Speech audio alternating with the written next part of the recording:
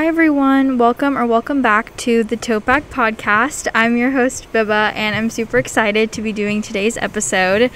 I had a lot of technical difficulties before getting started, but I'm really excited for today's guest. Would you like to introduce yourself? Yeah, I'm Lilia, although I go by Lilla, and yeah, I'm a senior currently at East. And I'm so excited to have you on today, Lilla, because we were just talking about this, but you have so many diversified interests that I feel like a lot of people know about. You've had a story written about you in the Oracle Vogue spread about your business, but I want to start off with something that I feel like you have been open about being like one of your earlier passions, which is STEM, and you are a woman in STEM, which is like so powerful. But I just want to know what kind of got you started with your interest in STEM, and like what is your favorite part about it, and where do you see yourself going with it? Yeah, so I don't really know where it began, just like as long as I've always been alive, I think I've always been like super into science. When I was little, I wanted to be an astronaut, which was like really weird because there's this, 4-year-old girl rattling off facts about space. Facts about. And like dressing up as an astronaut for Halloween. Mm-hmm. And I feel like at the time, like 2008, it was kind of weird to see like a girl dressing up as like an astronaut, not like a princess, but anyway, so I've always loved science, and recently, or not really recently, but I've been really into technology, which is obviously another side of STEM. And I would say probably, I think this summer after my 6th grade year, my mom signed me up for a STEM camp, and it was all for girls, and of course I was super excited because me like being a nerdy kid. And I went, and like we did all of these different classes and such, and one of the classes I went to was on coding, and it was like this incredible experience because I had never coded before. I hadn't really worked with computers. Like I like to play games on them, but I hadn't really done much more. And I just remember being so like fascinated with this and all of the different things that I could create, which really is my passion overall. That's why I liked science so much, is because you can create and do so many different things, so many different experiments. But I just loved creating code, and it combined so many things I liked, like writing and math and science and working with computers and all of these different things. And I think that specific session stuck out so much in my mind is because it was led by 2 girls. I think they were both freshmen in college, but they were so fun to be around. And I remember just being like, that's what I want to do. Like, I want to be just like them. Like, I want to go and inspire other girls. And yeah, that's kind of why I'm so passionate about STEM and about sharing that, is because I was inspired by someone else. Yeah, that's so awesome. And I think like something that I had noted to mention, which is kind of past now, but the whole like leave the saving of the world to men, like that TikTok audio, or about like women in STEM. And I just want to know, like, your experience. You mentioned that, like, your STEM camp that you initially went to was led by 2 girls. But, like, what are some challenges you feel like you faced even early on as a young girl in even just STEM classes, not to mention, like, later on women face in STEM careers? Yeah, so this is another... I'm a very much a story person. But That's I perfect. remember freshman year... Well, okay, I'll start earlier. So when I think it was my 8th grade year, I was involved with Civil Air Patrol, which is the auxiliary branch of the U.S. Air Force. And because I was super into like planes and everything, I was super into that. At the time, I'm not really into that now. But through Civil Air Patrol, I got involved in this program called Cyber Patriot, which was working with computers, specifically cyber security. And it was set up like a challenge, and like you had so many hours. You worked with a team, and you had like 4 hours to figure out all the cyber security problems on a file or on a device. And so I started doing that in 8th grade, and I had so much fun. I was the team captain of my team. Not to brag. Yeah, not to brag. But I was the only girl.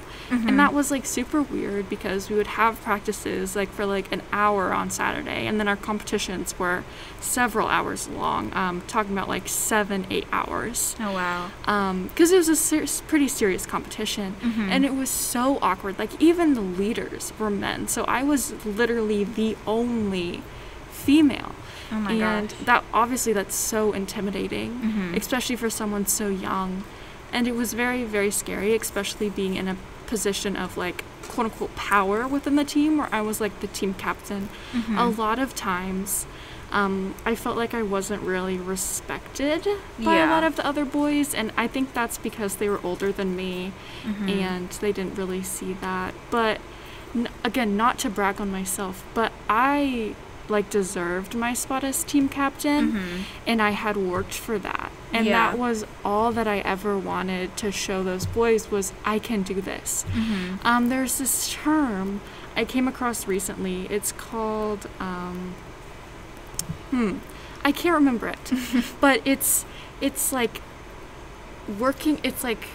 stereotype fear or something like that, and it's a fear that a lot of women in STEM have, and it's the fear of like fitting into the stereotypes that are made about you. So like example was like women are as good in so and so as men, like women are as good at working with technology as men, and I was so terrified of like that being true about me, is like I'm not as good as them, and that's why I put in all of that work and all of that effort. But in the end it paid off because I was team captain and we did great that year. Exactly. And it was incredible, and I'm very thankful for those boys because they taught me a lot. And in a lot of different aspects, they were better at some things I wasn't so good at, and I was better at other things. But that's like the joy of working in a diverse place and working with people who you don't necessarily interact with, is that you learn new things and you gain new experiences. And men and women, it's just the way our brains work. We think about things differently, and that's a benefit. It really is a benefit to be the only woman in the room. And freshman year I took a computer science class, and I was the only girl, and it was so scary. Sophomore year that happened again. Oh my gosh. Junior year, obviously there was COVID, so I didn't really have a computer science class. And now senior year, I'm in a computer science class, and there are 2 other lovely young women in the class with me, and it's just been such a joy to work with them, but also the boys in that class. It's been great, and it's so nice to like finally have a girl best friend in the class with me. Yeah. No, definitely. And like, do you feel like it's more empowering to be surrounded by women in STEM, or do you feel like kind of being the only one there, or do you feel like they both, like, they teach you about yourself in different ways? Yeah, they definitely teach you about yourself in different ways. I think something that I learned this year, with the help of one of the girls in the class, was that I like really enjoy teaching others like how to code and such. And I feel like men, just because of the way they are, especially high school boys, is they don't want to be taught, and they're very like defensive about it. So boys don't like to ask for help, but having a girl who asks for help, that like helped me grow in so many new ways. So I think both are helpful, and I've loved having both situations. So yeah, that definitely makes sense. And okay, I kind of want to segue into fashion now, because I think that is something that like I feel like you're so passionate about. It's like one of those things that you could talk about forever type of thing. But I remember you mentioned to me once kind of about the parallels of being a woman in STEM and what like feminine versus masculine fashion, like the kind of role that had. And I just thought that was so insightful. Like that really stood out to me. So I was just wondering if you could basically like say what you said and kind of elaborate on your experience with that. Yeah. So I think I'm trying to figure out how to word it. So masculine fashion for, like, women in masculine fashion has obviously been on the rise, and I think that's so powerful, you know. Women in pantsuits, everything about that is so powerful. Yes, but definitely. I also think it's incredibly powerful for a woman, especially in a male-dominated field, or who's working with men, who's surrounded by men, to take back feminine fashion. Yes. Freshman year, like, when I was surrounded by boys in my computer science class, I was very insecure and I had a lot of worries, and I, like, dressed like a man. And that's not necessarily bad, but it's like I wasn't being true to me.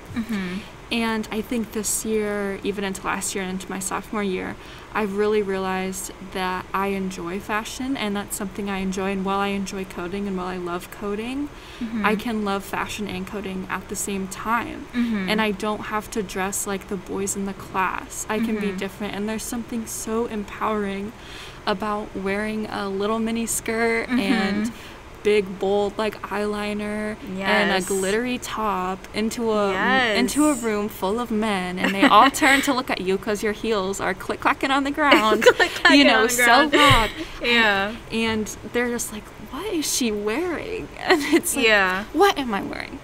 You know? Let's do a rundown of my outfit today. This was thrifted. So I think that's so powerful. And I feel like a lot of times, especially women in professional settings, feel forced to dress to not necessarily please the man, but, like, to fit in with the man. And I think reclaiming your femininity and all of that is exceptionally powerful. What a powerful statement, reclaiming your femininity. Oh my gosh, I love the way you phrase that. But your passion for fashion, rhyming there, but has led you to start Vintage from My Mom, which, for those of you that are listening and you don't know what Vintage from My Mom is, clearly you're out of the loop, because your virtual thrift store has been, like, everything for the last, like, how long have you had it for, like, a year? Around a year and a half. Oh my gosh, that's crazy. So, like, what got you into that? Also, like, what started the name? Kind of tell us the background of, like, what got Vintage from My Mom off the ground. So obviously I'm a very powerful, independent woman, if you haven't been able to tell. And not to brag on myself. If you couldn't already tell, I am an icon. But, like, I don't know, I just feel like making a business was so in character with the rest of what I do. Yeah. But anyway, just a side note. No, I agree with that. I think it really suits your personality to, like, be a powerful business person. Yeah, and I love it. Exactly. But so Vintage from My Mom is my virtual thrift store. Virtual is such a fun way to word it. I'm always like, yeah, I run a online thrift store, but I'm on Instagram on Depop. Give me that follow. Yeah. Like and comment, subscribe. But yes, I've been running it for the last year and a half. And if you're not familiar with online thrifting, is basically we go out and thrift, and then we sell that online to make a little bit of profit. And yeah, I've really enjoyed it. Vintage from My Mom, it all started during COVID, during, like, the beginning when we were all, like, cleaning our attics and everything. I found some old clothes of my mom's, and I have a very, like, Y2K 90s style, I would say, or not really Y2K, more like just 2000s style. And when I was looking at old pictures of my mom and looking at her clothes, it, like, reminded me so much of myself and how I wanted to dress. So I started, wearing her clothes around, and, like, she would kind of, like, make fun of me and be like, haha, you're wearing all my clothes. And it was, like, a funny, like, gag thing. Yeah. And anyway, and that's kind of, like, how I was like, I really like doing this. Like, I really like finding, like, quote-unquote vintage or, like, older clothes and, like, restyling them to make them, like, more modern and trendy. And honestly, trendy isn't, like, that big of a deal to me, but it's something in there. And so she was like, like, I've seen other people, like Columbus Vintage, obviously one of my icons, love them. Love them. Third Shift Thrift, those places who are local. she was like, why don't you do something like that with like the clothes that you've thrifted, because I've always loved shopping. And growing up, I thrifted a lot, and it was like kind of embarrassing for me because like in like 2010, if you talked about thrifting, it was like gross, like unhygienic, like, do you not have money? Does your family not have money?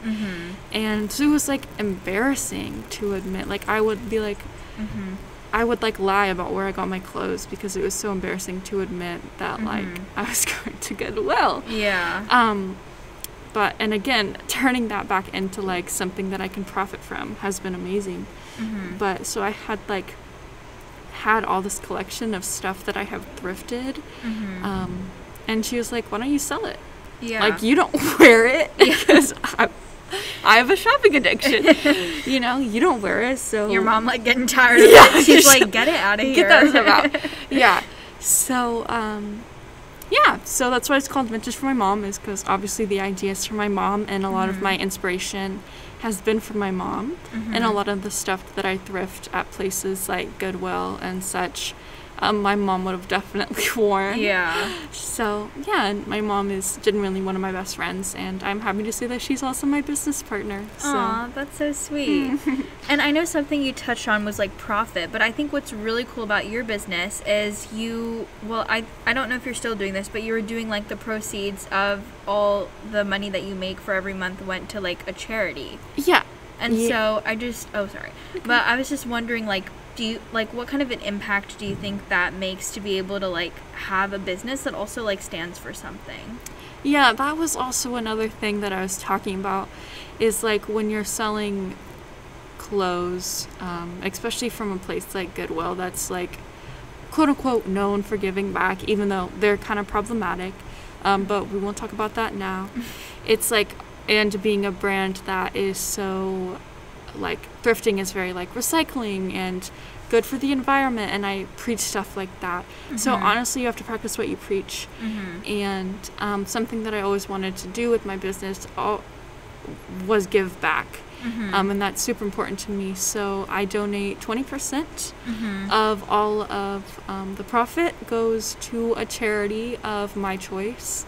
And sometimes my followers pick it too, but often it's something that has like impacted me, or something that I relate to. So like I've donated to local organizations such as United Way, which is obviously great, local, but then also places that mean a lot to me, like the Trevor Project.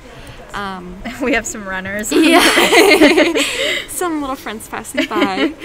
And then most recently I donated to Trans Santa, which is an incredible organization. Sorry, going off on a tangent about all these lovely organizations. I love hearing about this. But anyway, Trans Santa gives items off of trans youth's wish list. They have a wish list on Amazon, and then people all over can purchase items and send them to these trans youth. So I was able to buy close to $130 worth of goods for trans youth in December.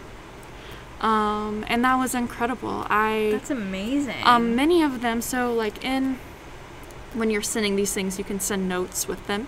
So obviously I sent everyone who I gave to a note, and many of them replied. And that was so incredible to see. I know I'm like gonna start crying here, because one kid in particular, sweetest little boy you've ever met in your life, he's about as old as my brother. He's like 12. So obviously that meant so much to me, and just getting a message from him talking about how happy he was to have men's underwear, and to have, I think I bought him like men's underwear and like some soap and just stuff that he didn't have access to, and that was like so incredible for me, knowing that I can, you know, take something that I used to be embarrassed of and make it into a profit and help people. That's like so incredible. No, that is. And I think it's even more impactful to be able to see that firsthand. Like, it's not like you're hearing it from the organization, like, oh, they got it and they loved it. It's, you know, firsthand from this person reaching out and being like, listen, what you did really helped me, and I appreciate that. That can be so powerful. And that's amazing to just think like something that started as a fun like passion about about clothes and like style can, you know, be so life-changing for somebody. And I just want to add on, sorry. No, go ahead. This is literally, I would not be able to donate and to share organizations and to help people like this if people did not buy from me. So really it's all because of my buyers and of my followers that I'm able to do this. So really it isn't something that I'm doing, it's something that we're doing. Yeah. And I'm so grateful to all of the amazing people who have supported my business and who have, by supporting my business, who have helped other people. Yeah, I definitely also feel like you have a very loyal and interactive audience. Like you mentioned how you sometimes like to ask your followers to like pick the charity, but I like how you also do, like when you go thrift shopping, sometimes you'll post, would you like buy this or would you not? Like how would you style this? So I think it's like you very much, you like input your own style on the shop, but I think you also are like, okay, what do you want to see? And I think that is what makes people love you even more as a small business. It's like, okay, she cares about like what I want. You know, so I love like my fun. Followers for real. Like they are so sweet. I've made so many friends because of this, and being like somewhat of a shy person, it's like so great. But I love so many of the people on that account. Yes, go buy right now, guys. I have 2 bags from there, and they're my favorite things in the whole world. But what are like some things that you feel like you've learned from running a business that can be about like yourself as a leader per se, or like genuine business things, or again like being a woman in that space? Like do you feel like it's taught you a lot about yourself? Yeah, so I am currently the only female owned and operated that's funny. Owned and operated and established by but I am the only like female sole reseller in Columbus, and that's like so fun and crazy to be like a trailblazer. Celebrating small wins. I'm just joking, but for real, that was such a small win for me, just knowing that. And like I think I don't remember who it was, but not at the Nomad.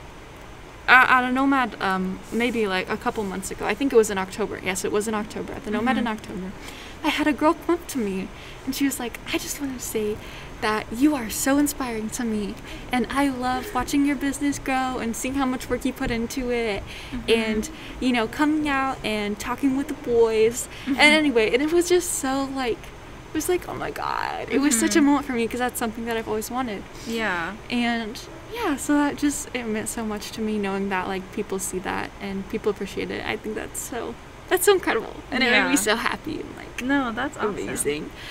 Again, would not be able to be a female-run business if I didn't have such loyal fans. Fans and support. So fans, thank you. followers, supporters, thank you all.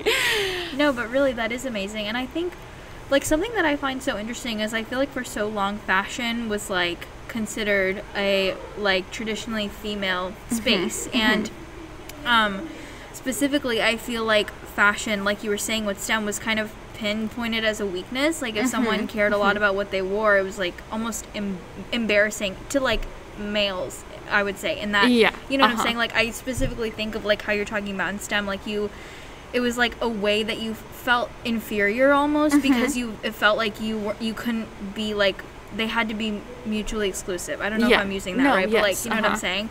And so I think it's so interesting that now you're like the only female-owned small like thrift shop in Columbus, because I don't know, it's just like a odd shift in power dynamics. I mean, it's awesome that like everyone's able to enjoy and celebrate fashion, but I don't know, just something I thought about. I've noticed that a lot of vintage resellers are men. Yes. And that's great.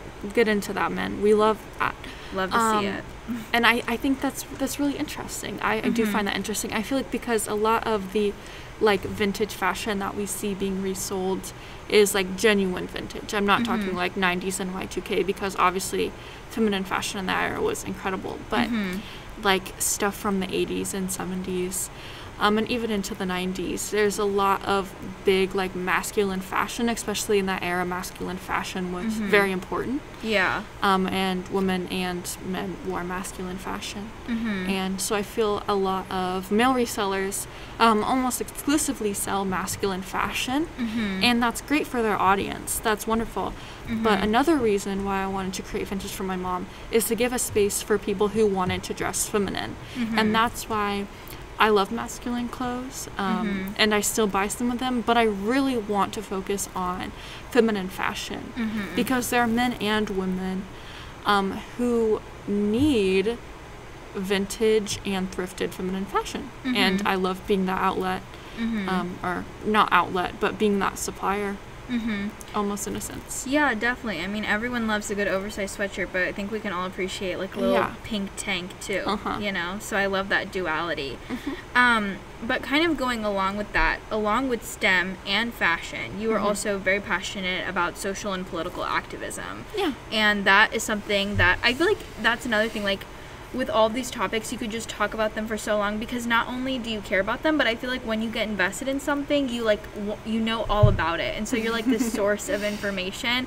Like I know that if I see something like some kind of information on your story, it's like important, and I need to learn more about it. Like I feel like you know you are that source for me in that sense. But what do you think for you has been the most important thing about voicing your political views, and you know, why do you think it's important for other people to also share their beliefs, even though it might be intimidating sometimes? Yeah, so I think I'm going to preface by saying that there's a healthy medium, because for a long time, I got so invested into politics that was like the only thing I was sharing on social media, and it like totally consumed my social media presence, and like also social media should be for sharing like the things that you love. Like I just reshared a picture of Namjoon to my story, and I found that so funny as you're talking about how I share something that you need to know about. Oh yes, like yes, go read about that picture. But yeah, anyway, there's definitely a healthy balance. You can be politically active and also share pics of your stands, like that's okay. Exactly. I remember how your social injustice little folders on Instagram would be like Robert Pattinson pictures from Twilight, and I was like, oh my goodness, that's the so little funny. story covers. I think currently one of them is like something from a manga, and one of them is Rich Brian. So another way of like I can talk about politics, but also like have something that I really love also in the same, like obviously I love politics, but something not so heavy with it. But anyway, back to your original question. I have always been interested in politics. Like I feel like as a like young kid, I would always watch the news, and I feel like that's so weird for a kid to do, and I don't really encourage it because I saw a lot of weird stuff. But and like I used to like read the newspaper, which is so weird. Like why would 8-year-old in astronaut Halloween costume pulls up with the newspaper? Like my grandparents, I would go over to their house all the time, and they would get the like newspaper delivered, like the Indy Star, and I would sit on their couch and read it, like the whole thing, even like the obituaries, and it was like, why are you reading this? You have to have something better to do. You like knew what you were doing. Reading about dead people. Which is funny because now I sell dead people's clothes. Oh my gosh. I'm joking, that's a little more dark humor. I'm sorry. Anyway. Hard to bounce back from that. Yeah, sorry. No, but continue, you were saying. Anyway, yes, so I've always really liked politics. And I feel like when like Black Lives Matter and Me Too started, people began really speaking out, especially young people, which is so powerful to me, speaking out about political change and about the stuff going on, and not always for the right reasons, but I think most of them had like what had good in their heart. They were trying to do it for the right reasons, but it not necessarily worked all the time. Yeah. And I really was like, yeah, I dig this. I see all these issues in the world, and I want to fix them. And I think that's why I care so much about the things I care about, like STEM, getting women involved in STEM. Obviously, there's an equity and equality issue there that I I frequently speak out about on my social media. And fashion, obviously there's a lot with fashion waste and being eco-friendly, which I also speak out a lot about on social media. So I feel like all of my interests are nicely meshed together because they can all relate in certain ways. Yeah, but anyway, can you remind me of the last what is the importance of sharing your like beliefs, not necessarily on everything, but I think when it's like a time of that whole idea of like you need to stand up for the things that you believe in because sometimes it's needed type of thing.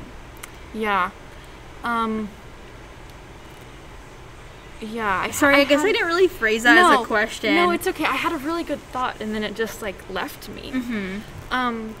But yes, speaking out is incredibly important, and especially as young people, I feel like a lot of times we think that we don't hold power because we're young. A lot of us can't vote, you know, like what can we do? We don't have money, what can we do? But just speaking out and just sharing an infographic on social media is so incredibly powerful because you don't know who that infographic is reaching. It might be, you know, reaching someone who does have money and can donate to these causes, or it might be reaching someone who can offer help in this situation, or reaching someone who can vote. And and I think social media is bad in a lot of ways, but also great because it's amazing for sharing information. I think we've seen that recently because like I would never know about some of the stuff that I know about if I hadn't had seen it because someone had shared something about it. And that's incredibly powerful. If you're sharing stuff on social media, I want you to know that I see it, I'm reading it, and then I'm sharing that. Even in my conversations, even if I'm not sharing like the infographic on Instagram, I consumed that and it's in my mind. And almost subconsciously I'm talking to people about that. And that is affecting my decisions and the way I speak and the way my actions, and that's incredibly powerful. So that was amazing. Oh my gosh, what a wonderful note to like wrap this up on. But I think you have such like a way of talking about, like you seem to just like light up when you're talking about the things that you care about, and that's so amazing. But before we end, I just want to wrap up with like a more lighthearted question. Well, two actually. For starters, what is your one fashion must-have or fashion rule for all the Vintage from My Mom fans listening? Ooh, I kind of hate fashion rules. Honestly, like, I feel like especially as women, going back to being feminist. I just think that women... Period. Especially as women, I feel like a lot of times we're told what we can and cannot wear, and how we have to have our bodies, what makeup we should wear, how we should have our hair, how we should paint our nails, all of these different things. So that's why I really hate rules, especially for women in fashion. They just, you know, who cares? Like, the rules are dumb. Exactly. But my fashion must-have, I've said this earlier, but I'm definitely a very 2000s, 90s girl. I love anything like that. Right now, I'm really into the Twilight aesthetic. We talked about Rob Pat earlier. Love him. My icon. But I'm really, really into that right now. Like the whole Bella Swan vibes. That's my style, and I feel like that can be seen a lot in what I've thrifted recently. Got all those like brown flowy like early 2000s tops, but I just love fashion so much, and I love fashion from so many different decades. And something that I'm also really passionate about is that like I don't have to have this specific aesthetic of like, you don't have to always wear like Y2K and 90s stuff. I can wear something super mod and something super 70s, and you know, that's still amazing. So I would just say for fashion, be ready to experiment and have fun with it, because ultimately people are really not going to remember what you're wearing, but you're gonna remember it, and you're gonna, if you're not wearing the outfit that you think is great, then you're gonna regret that. But if you're wearing something that you feel amazing in and super confident and that you love, then you're not going to remember if someone like glared at you or rolled your eyes. You're going to remember how powerful you felt. No, definitely. That. Yeah. And something, okay, I just thought about this. I don't know how I didn't think to ask you earlier, but you have an Instagram account, Portrait of a Girl in Bloom, I believe Correct. it is. Yeah. And you post your outfits every day, and I think people are eating that stuff up. It Oh is my literally, gosh.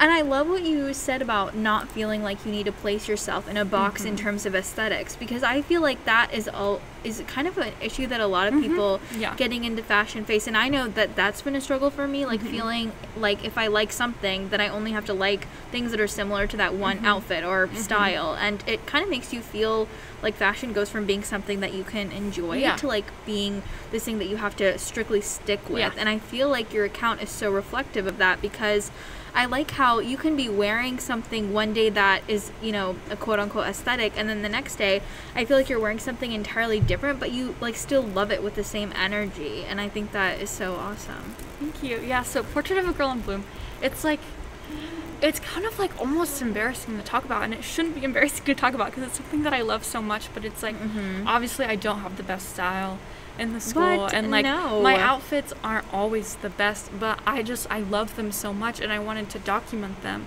in some way. And so like some of the outfits on there are just bad. Like I don't like them. Like looking back on them, I'm like, why would I wear that? Like I don't like that. But Yeah. it made me happy in that moment, and that's all that matters. And I love looking back on that and seeing it. And Yeah. I also love sharing that with other people, because like you should enjoy what you wear and you should love what you wear. Because I spent so much of my life, of my short life, So thus many far, years. like wearing the same skinny jeans and t-shirt because I was embarrassed. And I just don't want anyone to feel that way, because that sucks and it's terrible, Yeah, and that just shouldn't be a thing. exactly. So if you want unique fashion, shop Vintage for My Mom on Instagram, on Depop. Yeah, Yes. check me out. Yes, definitely. I will tag Vintage for My Mom when I put up the promo for this, definitely. So you guys should really go check it out. But I'm like starting to end with like fun questions when I end podcast episodes. So I want to know, like, what is your biggest goal for 2022? My biggest goal for 2022, Whether it's like with is- your business or STEM or just like a personal thing. You yeah. know? So, I feel like a phrase that really means a lot to me currently right now in my life is "Girl in Bloom." Portrait of a Girl in Bloom. But I really have just loved this idea of being a girl in bloom, and like constantly growing and blossoming and blooming. And the beautiful thing about flowers is that some flowers only have one bloom, and that's great, but some flowers have multiple blooms. And I want to be a flower that has multiple blooms.